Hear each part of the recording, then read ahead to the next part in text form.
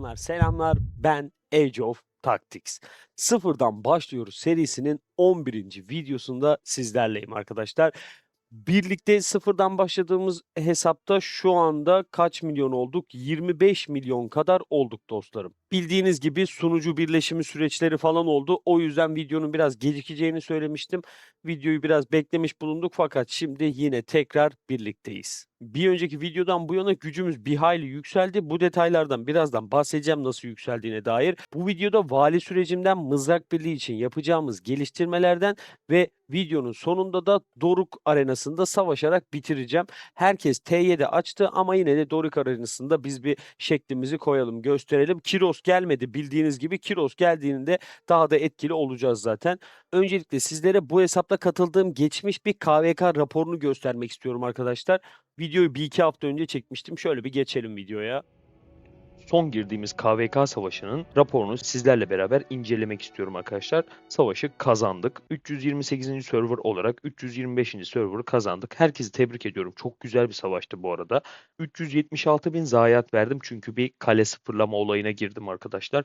Orada biraz zayiat vermiş olabilirim. Anı defterine bir bakalım beraber. Önce bir yenileyim isterseniz. Şu birimleri bir alayım. Şuradan 36 tane kullanalım. %30'unu da böyle aldık zaten. Yardıma ihtiyacımız kalmadı. %65'i tamamladık. Yani 376 bin kayıptan 244 bini yeniledim şu anda. 132 binlik bir kayıp vermiş oldum. Fakat bazen zevk almak da önemli. Böyle kale sıfırlayıp adamları kendi serverına gönderdim. Mutluyum yani. Şöyle anı defterine giriyorum. Gördüğünüz gibi galip geldiğimizi söylüyor zaten. Devamında en kudretli imparatorluğa katılmadım. Yani en kudretli imparatorlukta boy göstermedim. Sadece savaşta, savaş esnasında biraz böyle etki göstermeye çalıştım. O yüzden genel sıralamama değil savaş sıralamama bakarız. Genel sıralamam da çok kötü değil yani. Günlük görevleri böyle yerine getirdim sadece. Bununla kazandığım puanları göreceğiz şu an. Böyle geçtiğinizde 305 bin düşmanı ortadan kaldırmışız ve bununla biz 171 milyon puan toplamışız. Harika. Akabinde bu sayfayı ilk defa görüyorum. İmparatorluğun birçok zorluğa karşı mücadele etti diyor ve OTS ittifakı imparatorluk şehrini işgal etti diyor. Doğrudur. Şöyle gördüğünüz gibi toplamda 214 milyon puan yapmışım ve toplam genel sıralamam 43. olmuşum yani. O da güzel aslında. Çok da kötü bir sıralama edinmemişim. Şöyle bir savaş sıralamamıza bakalım. Şöyle sınır ötesi diyelim. Burayı görmenizi istiyorum aslında. Bakın farkındaysanız 27. sıradayım arkadaşlar. Ben daha yani ortalamanın bayağı altında 13 milyon gücüm var benim. Şöyle isterseniz sadece bir şey göstereyim. Serverdaki sıralamayı falan göstereyim. Bir burayı görün yani bakın. Puanlar bu şekilde, güçler bu şekilde yani. Ben sadece 13 milyon puandayım arkadaşlar ve 27. sıradayım. Zaten beni geçen kişi şöyle güce bakmamak lazım ama yani eğer bakarsanız benim üstümde olan kişi sayısı çok fazla. Şöyle 13 milyona kadar geleyim. 126 kişi benim önümde zaten sadece bizim serverımızda bu arada. Yani eğer kuvvetli bir birliğiniz olursa ben sadece bu arada yine sadece Lubu'yla savaştım. Bakın birliğimin gücü şu anda 3 milyon. Bu video dahilinde büyük ihtimalle artmış olur. Bu geçmiş bir KVK savaşının özeti. Botikayı daha kullanmıyoruz. Yani pardon, mızrak birliğimi daha kullanmıyoruz. Bir birlikle 27. sıraya yerleştim dostlarım. Az önce izlediğiniz videoda mikrofon, kulaklık falan yoktu. Geçmiş bir video olduğunu söylemiştim. O yüzden sesim falan da biraz farklıdır ve ekran kalitesi de şu an daha iyidir diye umuyorum arkadaşlar. Gördüğünüz gibi orada yine bir birlikle gösterdiğim KVK'daki gösterdiğim bir sonucu, raporu sizlerle inceledim arkadaşlar. Şimdi isterseniz buradaki sürecimize başlayalım. Önce sizlerle şöyle başlamak istiyorum. Şuradan hemen bir paralı askerimizi açalım. Şöyle tesis kısmını bir göstereyim sizlere ne seviyeye geldik diye. Buyurun şöyle bakalım. Burada daha başındayız. En son aslında birlikte bıraktığımız yerdeyiz. Fakat sağ üstteki teknik puana bakarsanız 20.000 teknik puan biriktirdim. İnanılmaz birikti. Herhangi bir KVK geldiğinde mükemmel bir puan kazanacağız bunlardan. Söylediğim gibi asla unutmuyoruz. Teknik puanları KVK savaşlarında kullanıyoruz arkadaşlar.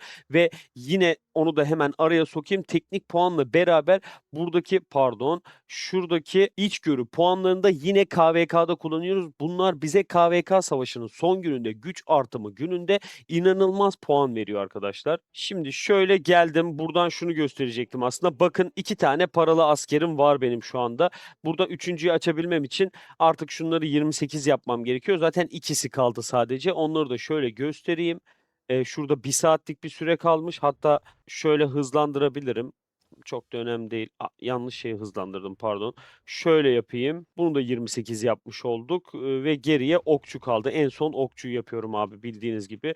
Yükselt dediğimde madeni yükselt diyor. Hemen şöyle bir madene verelim bunu. Başka inşaatçım boşta mı diye kontrol ediyorum. Değil. Bakın hala şu bile açık değil yani. Ha, arkadaşlar şunu söyleyeceğim.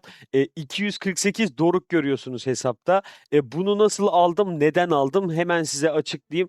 Dostlar bildiğiniz gibi değişik bir indirimli mağaza sürecinden geçtik ve 2.500 liralık bir paketi 200 liraya alma bileti çıktı bana. Bana hatta öncesinde 45 TL'yi 0 TL'ye çeviren bir bilet de çıkmıştı. Onları kullanmak için, daha doğrusu 225 liralık, yani o 2000 lirayı 200 liraya düşürünce onu kaçırmak istemedim. Yani hangi free to play oyuncusu olursa olsun onların da böyle yapacağını düşündüğüm için ben aldım ve bunlar da Midas Pay'ın, yani şu 248'de Midas Pay'ın bana hediye ettiği miktar. O bildiğiniz gibi her ay çekim yaptığınızda size bir doruk parası hediye ediyor ya, onlar kullanmıyorum, böyle duruyor. Nerede kullanacağım? Göç bileti alıyorken kullanmamız gerekebilir. Ona da hemen isterseniz şöyle bakalım beraber, zaten videoyu yarın paylaşacağım için.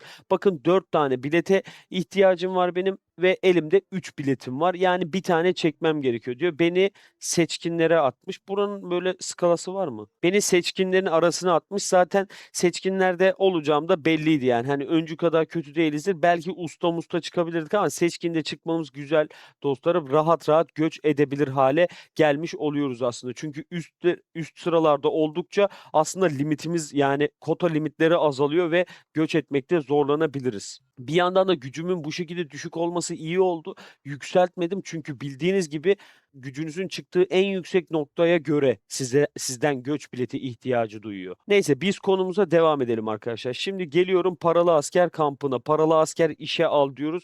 Biz buradan mızrak birliğinden alacağız ve bildiğiniz gibi İsviçreli mızraklıyı alacağız dostlarım. Geldim. Şöyle birlikte işe alıyorum. Zaten hangi kompta kullanacağımı biliyorsunuz az çok. Şöyle işe alalım. Aynen, bir tane sözleşmem vardı. Şimdi arkadaşlar diyelim bir paralı askeri aldınız. Yani bu şekilde edindiniz artık. Bu direkt sizin birliğinize adapte olmuyor. Siz geliyorsunuz abi. Şöyle. Ya zaten bildiğiniz bir şeydir de artık. Yine de hani yapmayanlar var. Bakın burada benim askerlerim şu an kıdemli mızraklılar. Ben diyorum ki bu askerleri artık kıdemli mızraklı kullanma. Gel buraya İsviçreli mızraklı kullan diyorum. Bu şekilde onayladıktan sonra artık birliğime adapte olmuş oluyor benim mızraklı kahramanım. Bu videodan önceki serinin 10. videosunda valiye gireceğimi söylemiştik. Zaten en kudretli vali sürecini gün gün videosunu çektim. Hatırlamayanlar için şöyle ekrana getiriyorum arkadaşlar. Şuradan hızlıca bir bakalım istiyorum.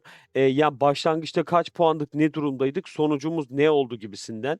Şöyle bir görebiliyor muyum? Gördüğünüz gibi 13.2 milyon puanla biz vali etkinliğine başlamıştık arkadaşlar.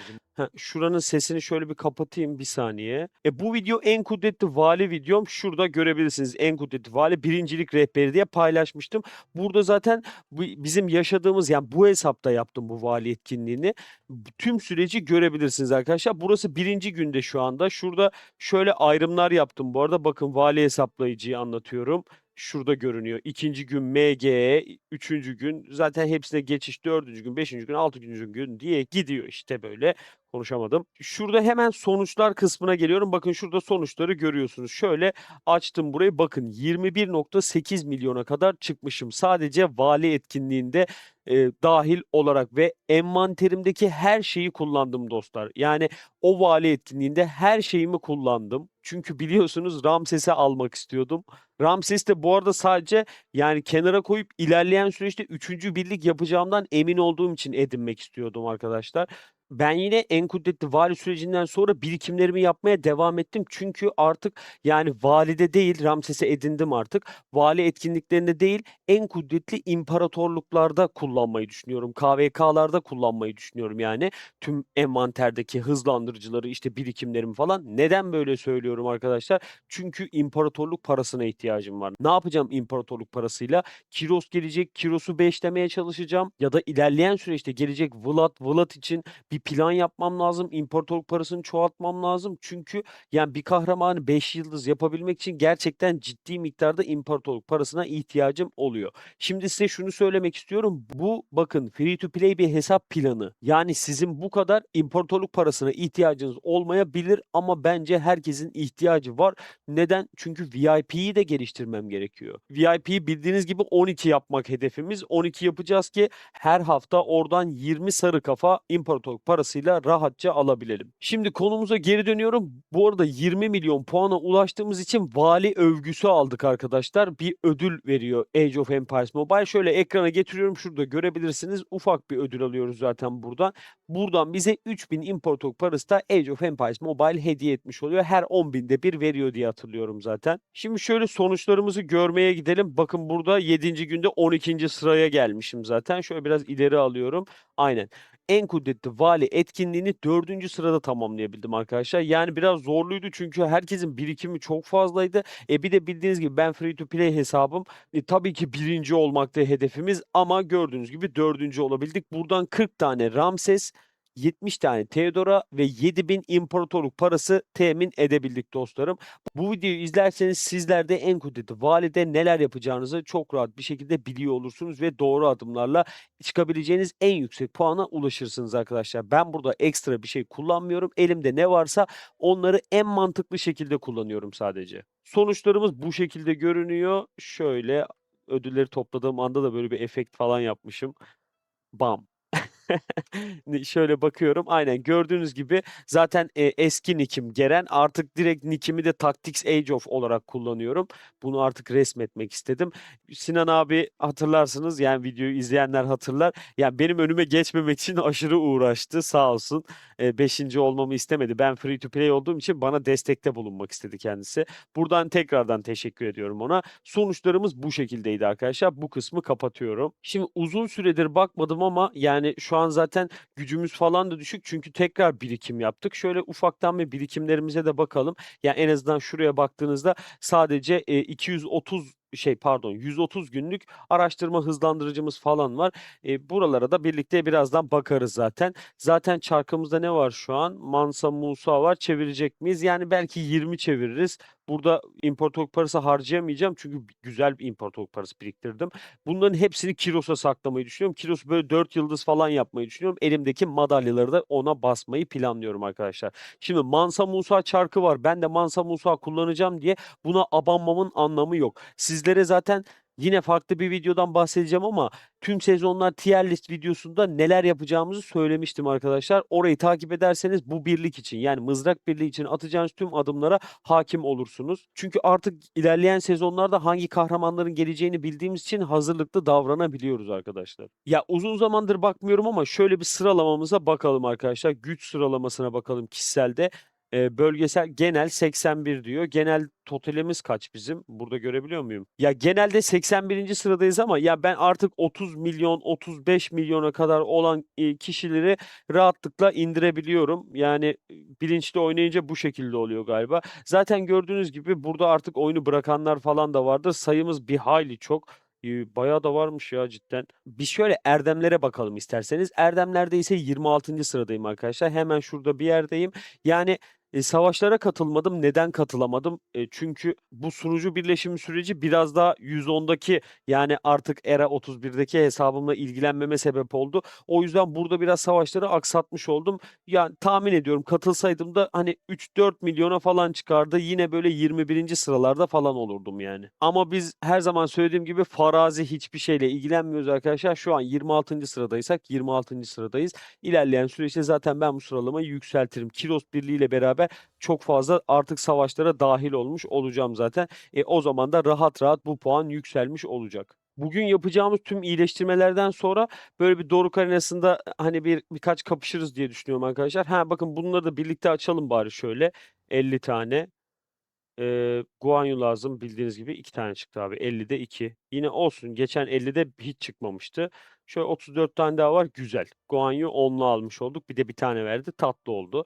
Harika. Guanyu yani free to play olduğum için bir süre kullanacağım arkadaşlar. Şunları da böyle aradan çıkaralım. Şöyle bir araştırmalarda ne duruma geldiğimize bakalım arkadaşlar. Şimdi aynen geldik.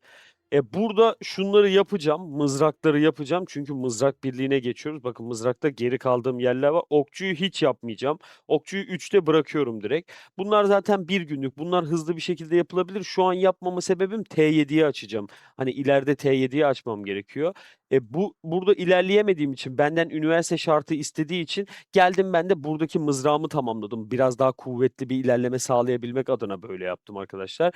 Üniversite zaten 30 olduğu anda bunları basacağım. Akabinde direkt olarak T7'leri açacağız. Siz önceki videoda yani serinin 10. videosunda T6'ları da açık değil olarak görmüşsünüz. Bu T6'lar en kudretli valide açıldı. O videoyu da zaten bu seride 10. videodan sonraya koydum ki orayı takip edebilirsiniz. Kaçmasın yani ara böyle açılmasın diye. Çünkü tüm ilerlemeyi 13 milyondan 21 milyona çıktık dostlar. Yani bunların açılmış olması gayet normal. Burada bu noktadayız. T7'yi açabilirdim bu arada fakat inşaat hızlandırıcıya takıldım. Yoksa ben bunu açardım. Şimdi birikimde yaptığım için o günden bugüne ben yani bekliyorum günleri, inşa günlerini beklediğimden burayı bitiremiyorum. Yoksa elimde var yani bildiğiniz gibi zaten bir günü kalmış. Pardon, evin bir günü kalmış. Evi yaptıktan sonra da üniversiteyi yükseltiyerek burayı da halletmiş olacağız ve rahat bir şekilde T7'lerimizi süvari ve mızrak T7'mizi açmış olacağız arkadaşlar. Şimdi şöyle bir birliklerimize bakalım ne hale geldi, neler yaptık diye. Birlikler neydi ben size hatırlatırım. Gördüğünüz gibi toplamda 1,2 milyon askerim var şu anda. Süvarilerim 247 bin kalmış. Biraz çatışma yaşadık sanırım. Ondan bu şekilde olabilir. Hepsi T6. Mızraklarım 323 bin. Onlar da T6. Kılıçlarım 450 bin. Burada kılıçlarda bir seviye kılıçlı basmıştık. Onları terfi ettirince biraz ya Ramses yapacağım düşündüğüm için böyle bir şey yapmıştım da Ramses'e de hesapta yer ayıramayız dostlarım. Yani ayırırız bir birlik oluştururuz öyle kalır kenarda geliştirme yapamayız şu anda ona. Çünkü biz free to play'iz. Eğer bir gün bu hesabı free to play'den çıkarıp low spender'a falan çevirirsem yani biraz daha yüklemeli hesaba çevirirsem rahat bir şekilde Ramses birliğini de birlikte sağlarız arkadaşlar. 237 binde okçu askerim mevcut. Şimdi bu askerler ne durumdaydı, nereye geldi? Sizlere şöyle bir hatırlatayım. Mızrakların hepsi T5'ti arkadaşlar. Tüm askerlerim T5'ti. Onların hepsini T6 yaptım en kudretli vali sürecinde ve süvarilerde de 150 T5'i T6'ya çevirdim. Yani anlayacağınız en kudretli valide T5'ten T6'ya doğru arttırmış olduk. Artık hani kılıçlıyı, okçuyu da T6'ya çektim neredeyse diyebilirim. Şimdi şuradan birliklerimize ufak bir bakalım nereye geldik. Bakın. Şimdi size çok güzel bir anekdot vereceğim. Bakın Lubu gelmiş burada son artık 5 yıldız olacak fakat son yıldızdayız ve 110 tane istiyor basmıyorum abi. Neden basmıyorum? Ben artık Kiros'u istiyorum ve Kiros'a fokuslanmaya çalışıyorum. Evet böyle olduğunda hani size battığını biliyorum abi bitirsene 110 tane de bas da rahatlayalım gibisinden etki insanda oluşuyor zaten. Ama yani Kiros'ta daha iyi etkiler kazanacağım düşündüğüm için bunu basmıyorum. 5. yıldız özelliği kötü mü? Hayır. Kesinlikle Lubu 5 yıldız olduğunda aşırı etkili. Fakat yapabileceğim hiçbir şey yok. Ben free to play hesabım. Eğer low spender'sanız falan buraya basın. Bu Lubu'yu böyle bırakmayın yani. Akabinde size şöyle bir şey söylemek istiyorum. Arkadaşlar Atilla bu şekilde dayanmaz. Eğer bu şekilde devam ederseniz 3 yıldızda Atilla durmaz. Atilla çünkü 5 yıldızda etkili bir kahraman. Çünkü bakın burada gördüğünüz gibi 5. yıldızda yok edici etkinleştiğinde kumandanın 3 saniyede %35 daha fazla kudret hasarı verir diyor. Yani Atilla'mız bize aslında 5. yıldızda etkili bir kahraman. Yani 5 yıldız olan Atilla beni 7. sezona kadar götürebilir diyebiliyoruz şu anda. Aksi halde buraya Timur yerleştirmek daha iyi olur Atilla'dan.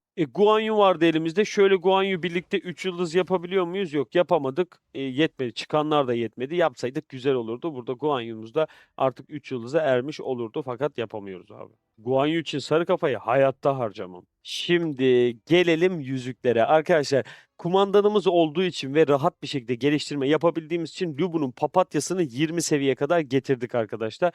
Diğerleriyle çok ilgilenmedim. Gece kurdunu 10 seviyede, yine sakin suyu 10 seviyede bıraktım. Sakin suya yüklenilebilir fakat yine söylüyorum arkadaşlar. Daha önceki videoda da söylemiştim. Bildiğiniz gibi biz kuyumcu nişanlarımızı biriktiriyorduk ve neden biriktiriyorduk? yıkım habercisini almak için. Yıkım habercisini neden alıyoruz dostlarım? Kiros geldiğinde Kiros'a takabilmek için. Bizim mızrak birliğimiz, yani Savaşçı Mızrak Birliği yüzüklerle çalışan bir birlik arkadaşlar. O yüzden Savaşçı Mızrak Birliği'nin yüzüklerine inanılmaz fokuslanmam gerekiyordu. Ben de fokuslandım. 5945 kuyumcu nişanı biriktirdik burada. Elimizde 8 tane çekicimiz var. Çok önemli değil. Bizim için önemli olan buradaki kuyumcu nişanı miktarıydı ve sizlerle beraber buradan yıkım habercisini alabiliriz artık. Yıkım habercisini bildiğiniz gibi Mızrak Birliği'nin değişilmez ve asla vazgeçilmez yüzüğüdür dostlarım. Yani şu an ben heyecanlıyım bunu sizinle birlikte yaptığım için, ama bu hesapta zaten tüm adımları birlikte atıyoruz. Yıkım habercisini almış olduk. Şöyle birliğimize gelelim. Hemen reklam geldi. Şöyle birliğimize gelelim. Bodika'ya ne takmıştık? Hiçbir şey. Aynen. Şöyle kuşanalım abi. Yıkım habercisini de aldık. Şimdi biz sakin suyu neden geliştirmiyorduk arkadaşlar? Yıkım habercisini bir seviyede, 10 seviyede, 20 seviyede bırakmamak için. Yıkım habercisine inanılmaz abanmayı planlıyorum ben. Yıkım habercisiyle beraber şeyi de alalım. Bari böyle aradan çıksın. Üçüncü bir yüzüğümüz, ikinci bir yüzüğümüz bile yok. Birlikte hiç yüzük yok. Birliği şu an yani bayağı güncelliyor gibi bir şeyiz. Paralı askerini getirdik. Yüzüklerini satın alıyoruz şu anda. Gelelim abi şanslı çekiliş kısmına, koleksiyon diyelim. İkinci yüzük olarak buradan ne alıyorduk? Şu muydu? Yaban domuzu. Birliğindeki birimlerin sayısı maksimum birimin %60 kadının altına düştüğünde tüm kahramanların pasif beceri hasarını %88.82 arttırır diyor. Şimdi Mızrak Birliği canı azaldıkça daha da böyle karşı saldırı yapıp tepki veren bir birlikti. Bu da zaten onu gösteriyor. %60'ın altına düştüğünde tepki veren bir yüzük bu. Bunu ilerleyen süreçte de Vlad'a takacağız arkadaşlar. O yüzden edinmem gerekiyor. Kiros geldiğinde ise hemen söyleyeyim. Kiros'a yıkım habercisini, Bodika'ya yaban domuzunu, arkada Musa kalıyor. Musa'ya da birazdan bakacağız. Hemen şöyle yaban domuzunu da alıyorum arkadaşlar. Ne güzel ya. Aynı günde ilk defa 2 tane yüzük alıyor olabilirim şu anda. Ay bak, heyecandan çıkıp girdim yani.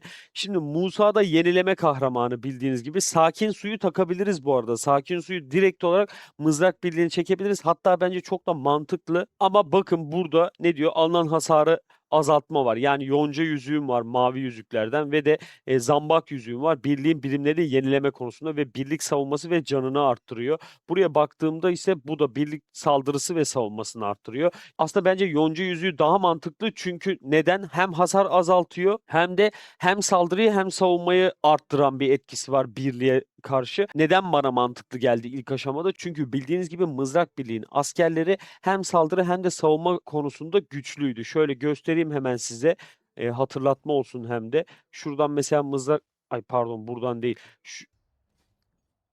Şuradan mesela asker detaylarına geldiğinizde bakın, bu mızrak askeri. Bakın saldırı ve savunma 131, ama işte burada süvariye geçerseniz saldırı daha fazla. Yani hem saldırısı hem savunması yüksek bir birlikten bahsediyoruz. Ama can her zaman daha önemlidir. Canı da tercih edebiliriz. Gördüğünüz gibi zaten okçuda hiç can yok. Yani o yüzden ölüyor büyük ihtimalle. O halde biz buradan hangisini alacağız? Şöyle bir bakalım. Etkinleştirme ihtimali %25 diyor. Zambak'ta %25 bir etkinleştirme ihtimali var.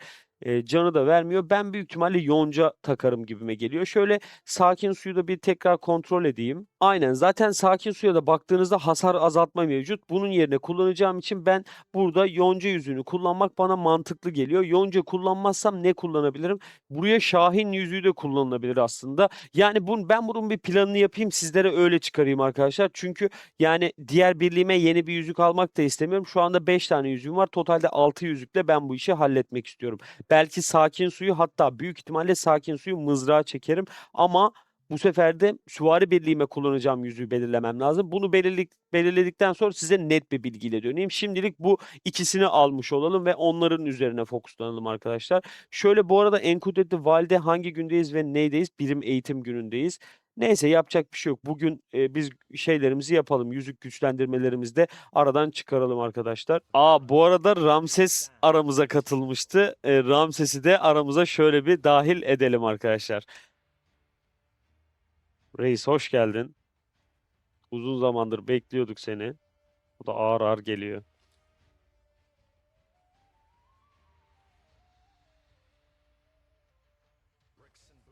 Beni gösteriyor. Ramses'i de bu şekilde edinmiş olduk arkadaşlar. Şöyle geçelim. Güzel. Bununla ilgili ufak anekdotlar vermeye çalışacağım fakat şu an böyle kaldığımız yerden devam edelim. Konuyu çok saptırmayalım arkadaşlar. Ne diyorduk? Yüzüklerimizi geliştirecektik. Şurada bir şey gördüm ama tamam, bunlar kalsın. Böyle 3-4 yapmıyorsak basmaya gerek yok. Birliği ne hale getirdiğimi, her iki birliği de ne hale getirdiğimi göstereceğim. Önceliği biraz mızrağa vereceğim bu videoda, haberiniz olsun. Buraya geliyorum. Şurada hemen şeyi de kullanalım abi. Yaban domuzunu da buraya kuşanalım. Aslında yaban domuzunu şu an Jenidark'a verebiliriz de becerilerini falan geliştirmediğim için vermek istemiyorum. Zaten süvari birliğimizde bizi buraya kadar taşısın diye, biz böyle geliştirmeleri gerek kalmasın diye yapmıştık arkadaşlar. Hem ikinci bir birlik olarak da kullanabildiğimizi biliyoruz zaten. Burada gördüğünüz gibi tesisatlarımı şu hale getirdim. Şöyle bakın, 50 seviye, 40 seviye, 45 seviye, 40 seviye şeklinde geldi. Bunların hepsini 60 yapacağım. Birazdan bu arada mücevherleri falan yerleştireceğiz. Bayağı birlikte uğraşacağız yani. Ama önce şöyle gelelim. Yükseltmeye başlayalım abi. Yıkım habercisi yükselttiğime inanamıyorum şu an. Şöyle 6, 7, 8, 9 yaptık. 10 olsaydın be. 9 seviyede kaldı. Burada da var, bu yaban domuzunu bayağı iyi yükseltecek gibiyiz. Şöyle gidelim bir bakalım nereye kadar gidiyor. 10 yaptık bile. Her 10 seviyede zaten becerisinin arttığını, becerisinin yüzdesinin arttığını biliyorsunuzdur. Şöyle geçelim. 12 seviyeye kadar getirebildik arkadaşlar.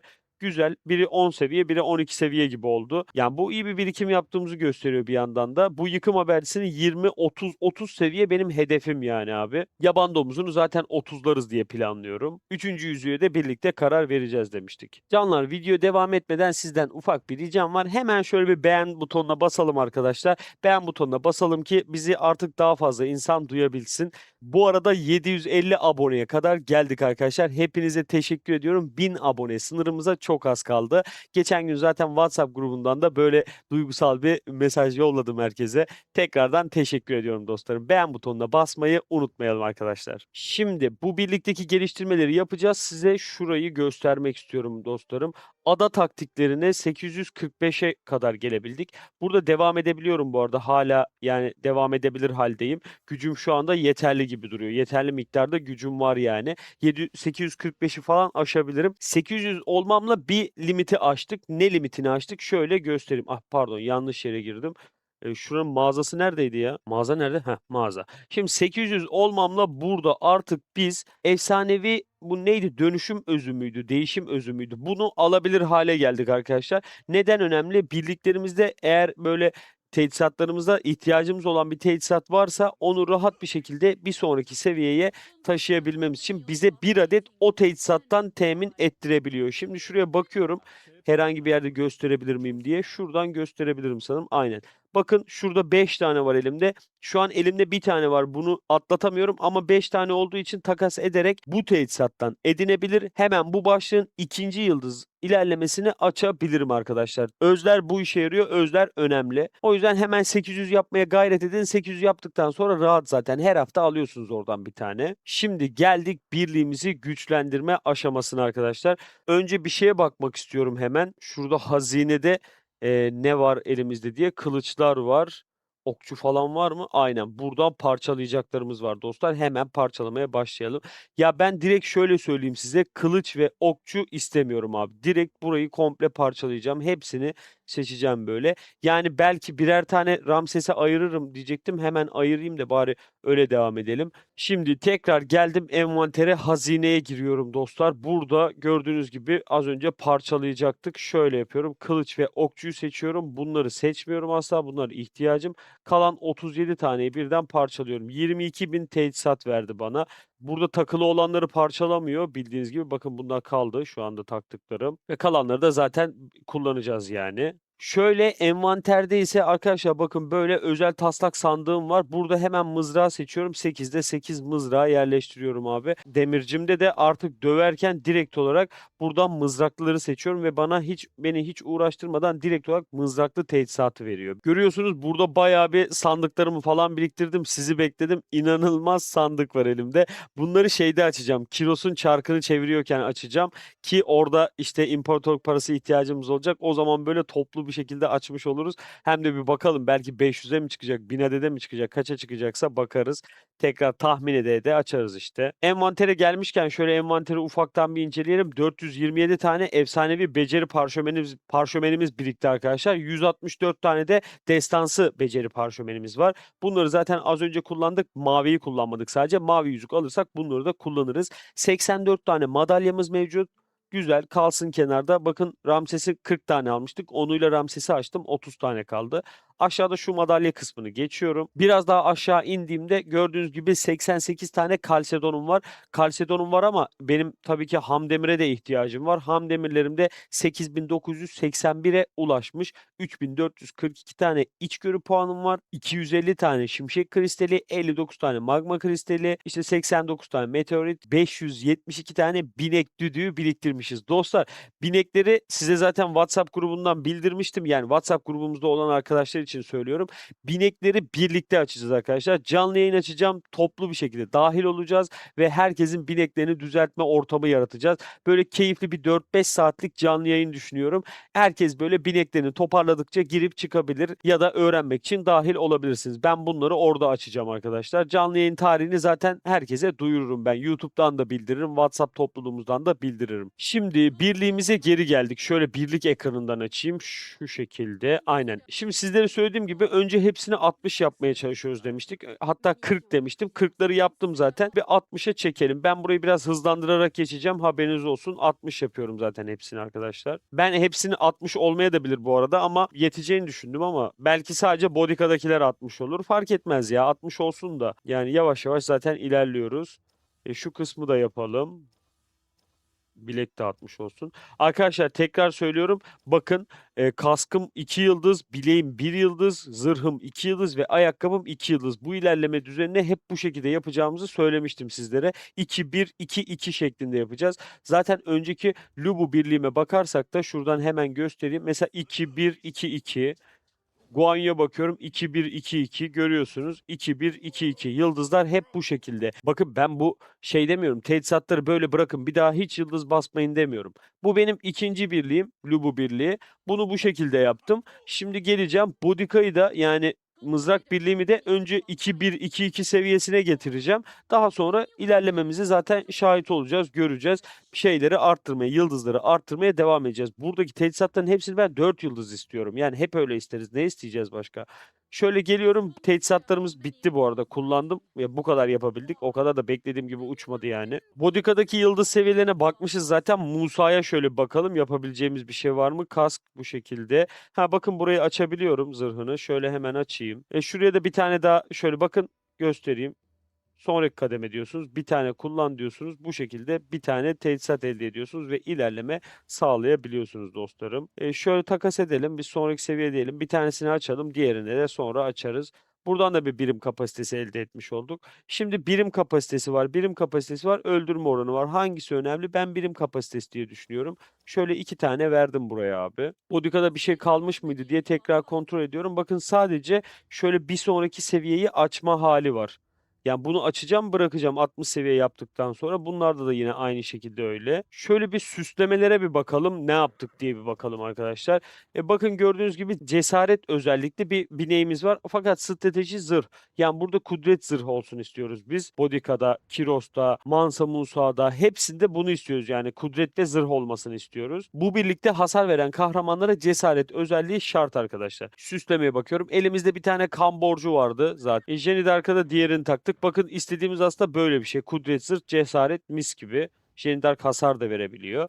Burada da ikincil vuruş var. İkincil vuruşu direkt olarak Kiros'a yerleştireceğiz arkadaşlar. Haberiniz olsun. Kan borcunu da yani Vlad'a saklayacağım ama süreçte Bodika'ya yerleştirebilirim. Hasar daha çok çıktısı verdiği için, hasar çıktısı daha çok olduğu için. Geliyorum. Mansa Musa'da da gördüğünüz gibi yine kudret özelliği var ve de yenileme. Yenileme bakın çok güzel bir binek denk geldi. %11 iyileştirme sağlıyor. Süslemede de arkadaşlar katmanlı zırh kullanmanızda fayda var. Çünkü bu birlik daha önce de söylediğim gibi zamanla daha büyük etkiler gösterip hasar veren bir birlik.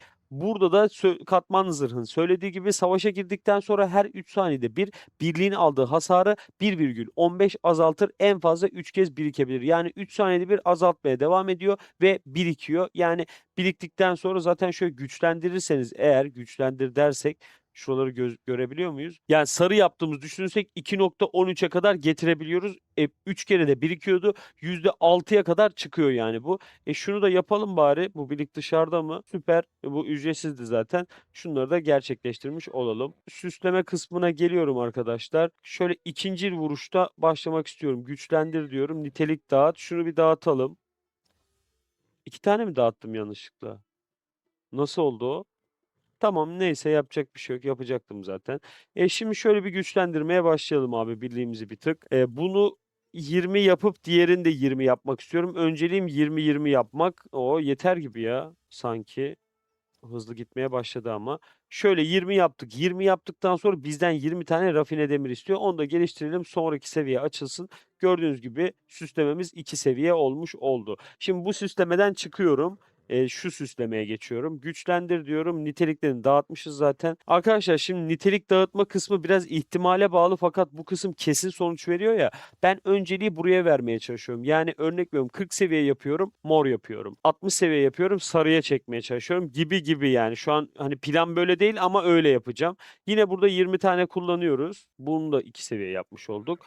Katmanlı zırhı da şöyle güçlendirelim. Yani önceliğim benim güçlendirme seviye kısmı diyebilirim. Çünkü burası kesin sonuç veriyor. Güzel ha, 20-20-20 yapmamız güzel oldu. Bunu da 20 yapmış olduk. Şöyle bir sonraki seviyeyi de açalım. İkincil vuruşu, bakın bunları mor yapmıştık. Hatırlarsınız, mor mor yaptık bunları. Bu savunmayı bir tanesini bıraktık ama kaynayan kan da çıkmadı. Artık vazgeçtik çünkü Kiros birliğine geçtik. İkincil vuruşu şöyle güçlendirebilirim. Şimdi 20-20 yapmıştık.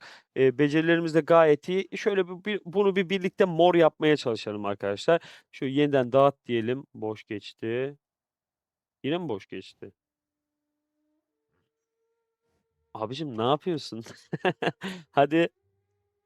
Şöyle devam et. Devam et abicim, ileri ileri, aynen, geç mora, tamamdır, bitti. Bu kadar basitti arkadaşlar.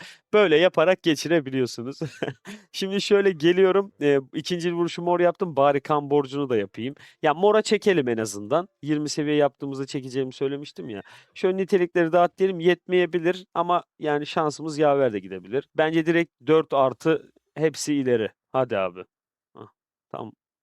Hadi diyelim, yine ileri ileri diyelim abicim. İleri geri düşme de yani, yerinde de 4 oldu. Hadi. Ver artık yani ya, inatlaşma ya. Heh. Şimdi bir tane daha. Abi ileri doğru bir tane.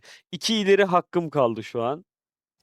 Hadi yap da böyle bir mor olsun, gidelim abi. Neyse, yapacak bir şey yok. İşte dediğim gibi mesela burada 3.000 harcadım şu anda ama az önce yani totalde 5.000 demir ile kaç tane 20 seviyeye getirdim süslemeleri. Yani burası biraz ihtimal kısmı, o yüzden önceliğinizi güçlendireverirseniz sizin için daha iyi olur. Arkadaşlar bu arada ham demiri alabildiğiniz her yerden alın, toplayın. Kesinlikle bırakmayın yani. Neyse, güzel oldu. Şöyle süslemeleri de ufaktan bir şekle sokmaya başladık arkadaşlar. Bakın şimdiden birlik ne hale geldi, bakın. Süvari birliğim 4 milyon gücünde. Bu ise 2,3 milyona kadar gelmiş oldu. Birliğimde eksik var. Askerlerim gelişmemiş.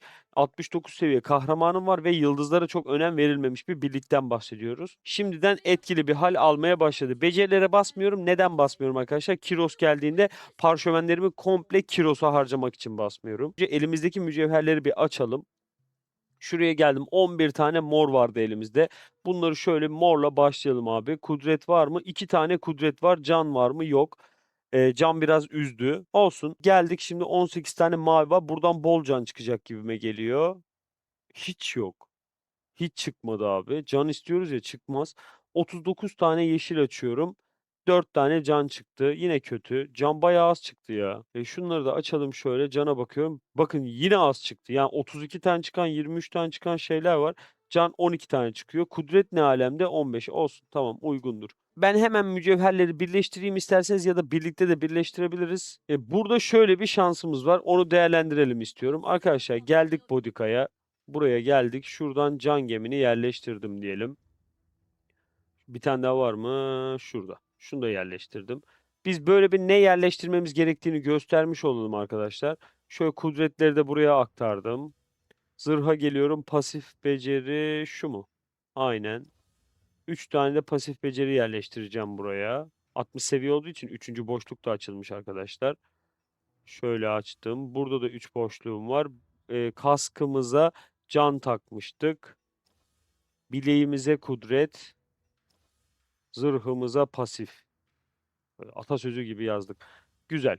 Bu birliğin en azından gemlerini şöyle bir yerleştirmiş olduk. Geliyorum abi aynı şekilde Mansa Musa'ya. Mansa Musa'da da arkadaşlar şimdi şöyle bir şey söyleyeceğim. Yani buraya yine can gemi koymanızda fayda var. Fakat elinizde can gemi yoksa da yapacak bir şey yok. Saldırı koyabilirsiniz. Birim zaten tüm birim türlerine etki veriyor. Ama bence yani oraya can koyduysanız buraya da kapasite koyun. Bir sonrakine de bunu koyarsınız. Ya böyle üçünden de bir tane can, saldırı ve birim kapasitesi şeklinde kullanmanızda fayda var. Farklılık çok olursa sizin için daha iyi olur.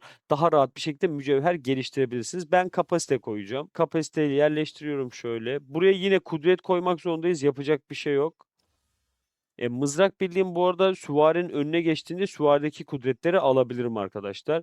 Buraya bu sefer pasif koymuyoruz abicim. İyileştirme koyuyoruz. İyileştirmeleri şöyle çekiyorum. Güzel iyileştirmelerimiz de varmış elimizde. Şimdi kaska bundan koymuştuk. Kapasite koymuştuk. Bileğe yine kudret koymuştuk. Kudret şurada görüyorum.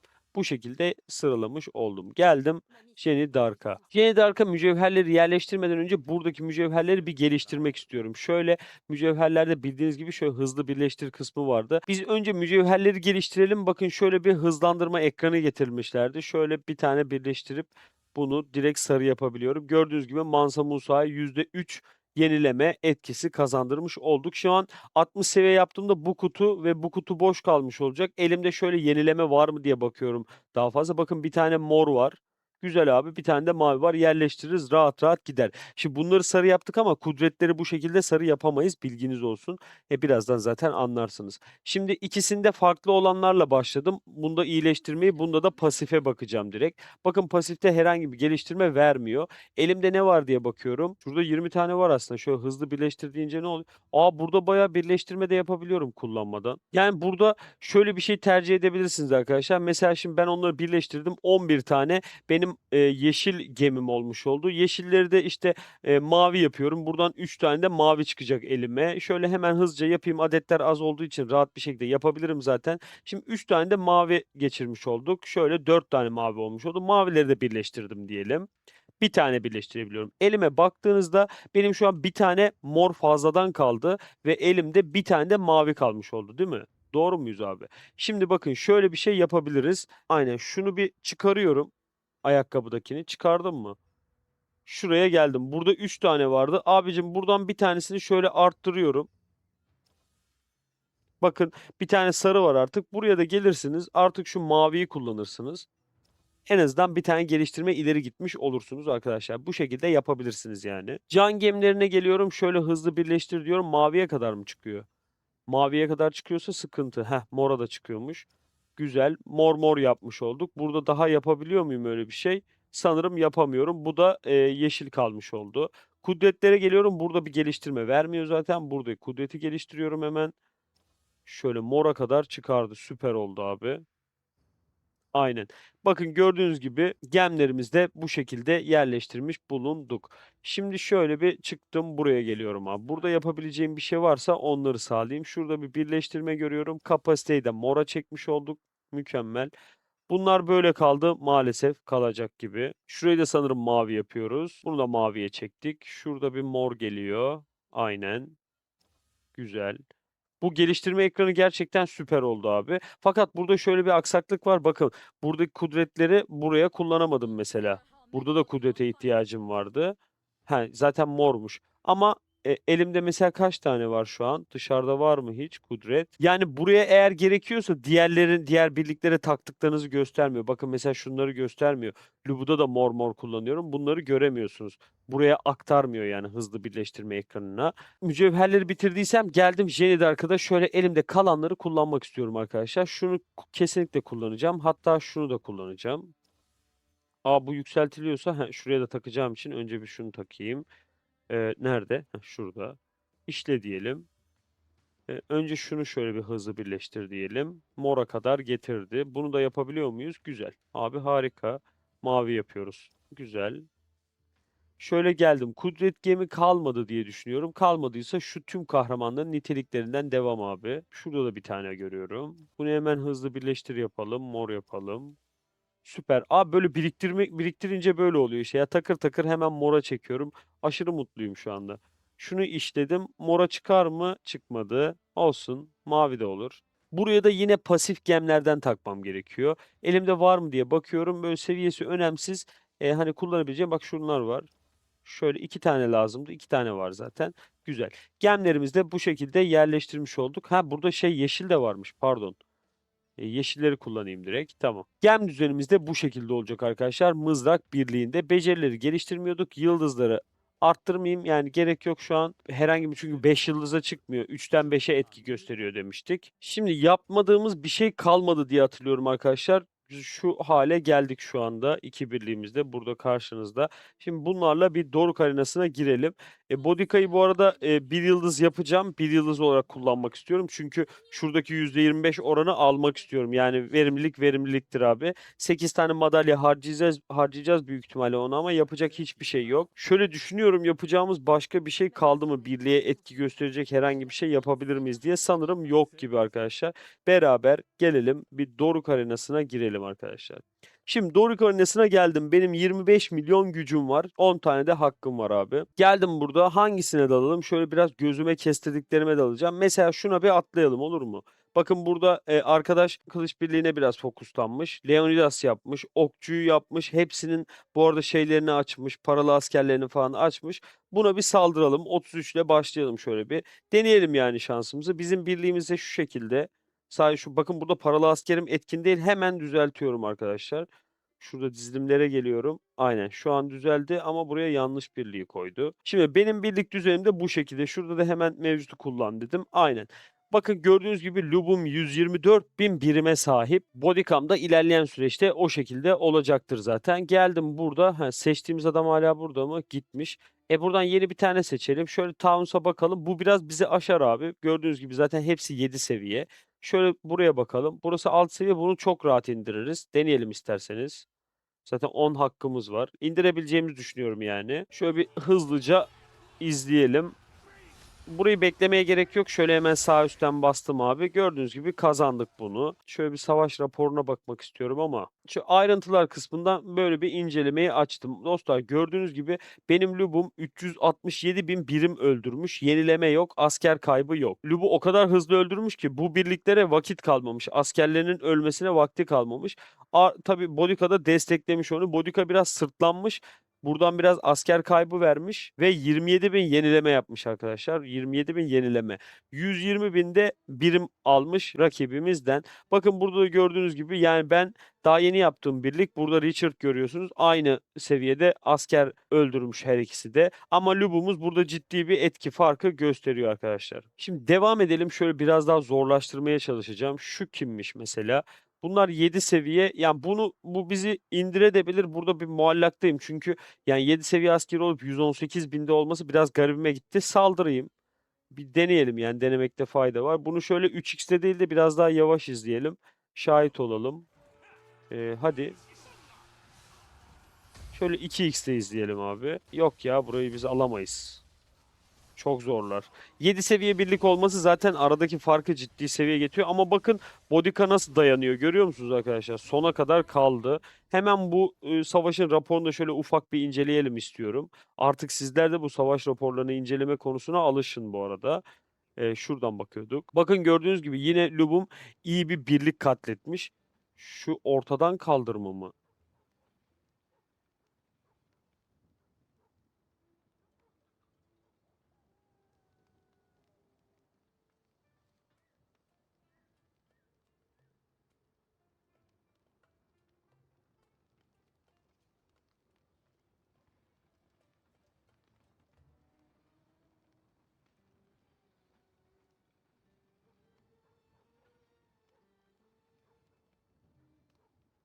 Ha pardon ben bunu öldürdüğüm birim sanıyordum. Şey benden ölen birim sanıyordum. Kalan birimmiş. Biraz farklı yorumladık az önce. Neyse kalan kısımda zaten doğru bir şekilde yorumlamaya devam ederiz. Fizi bakıyorum. Biraz daha böyle hani dayanabileceğimiz yere bakıyorum. Bunu alırız mesela. Hiç bakmaya gerek yok.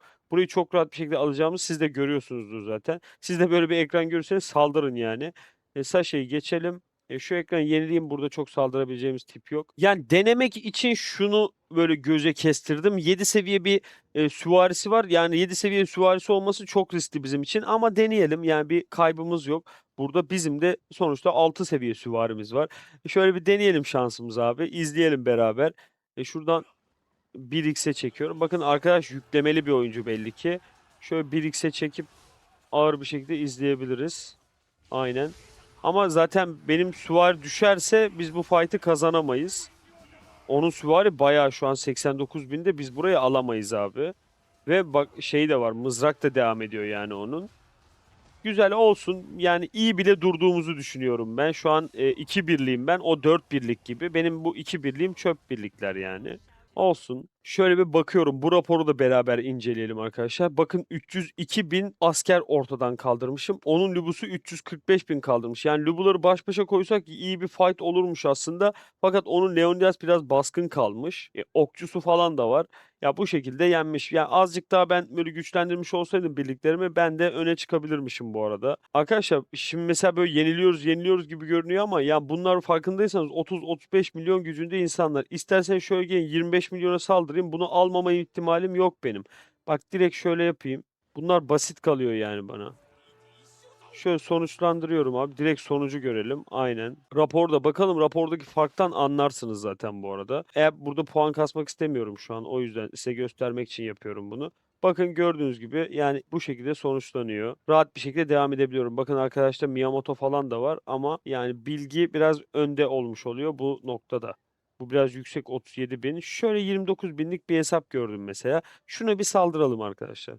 29 milyon gücünde T7 süvarisi mevcut. Şöyle bir bakalım sonucumuz ne olacak birlikte inceleyelim. Kılıççıyla süvari bir araya girdi. Arkada onun süvarisini görüyorum. 105-102 bin. Benimki bayağı hasar aldı şu anda. Umarım Leonidas o süvariyi indirebilir. Çünkü burada mızrağı da var aşağıda. Yok ya zorlayacak gibi. T7 varlığı bizi çok zorluyor yani. Dayanır mı? Yok. Gitti zaten. Düştü.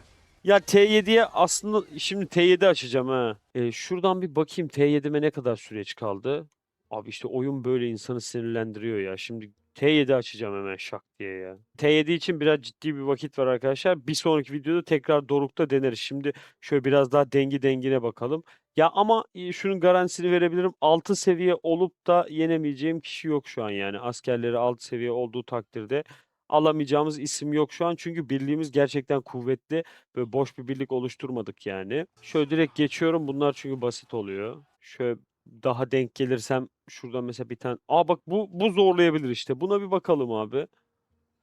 3 birlik 4 birlik yapmış. Çünkü bizde şu an 2 birlik var. 4 birliği görüyorsunuz. Leonidas yapmış. En önde saldırdı zaten. Lubus'u geldi.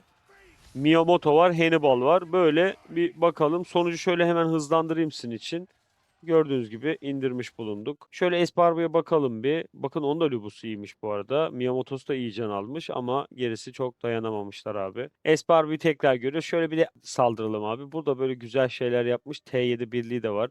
Mızrak açmış. Pardon. Şöyle bir aldım. Şöyle bir saldıralım bakalım burada sonuç ne oluyor. T7 süvaride mi açıktı? Süvaride açıksa kaybederiz direkt. Ya bu Doruk arenasında ilk 50'ye falan girmeniz yeterli arkadaşlar. İlk 50, 20 çok mutlu eder. İlk 10 daha da mutlu eder. Bilginiz olsun. Son raporumuzu şöyle inceleyelim.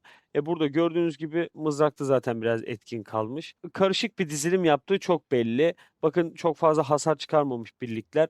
Bu şekilde olmaz zaten. Canlar bugünlük anlatacaklarım bu kadar da mızrak birliğini komple elden geçirmiş olduk. Güzel detaylara girdiğimizi düşünüyoruz. Zaten mızrakla ilgili herkesin sorunları vardı yani. Bir sonraki videoda Kiros çarkımız olacak büyük ihtimalle. Kiros çarkını beraber çeviririz. Bu süre zarfında şunu da göreceksiniz arkadaşlar. Ben ana hesabımı, Era 31'deki hesabımı okçu ve süvari main olarak kullanıyordum. Şimdi oraya mızrak birliği yapacağım. O süreçte yine bu süreçte devam edecek ama zaten bu seriye dahil olmayacak o videolar. Orada da bir Kiros Birliği oluşturuyoruz başlığı altında. Güzel bir Kiros Birliği oluşturacağız. Geleceğini görürsünüz en azından. Hani neler oluyor ileride diye tahmin edebilir olursunuz. Kiros Çarkı'nda ve daha sonrasında serinin 12. videosunda görüşmek üzere dostlarım. Hepinizi seviyorum. Kendinize dikkat edin. Taktikle kalın.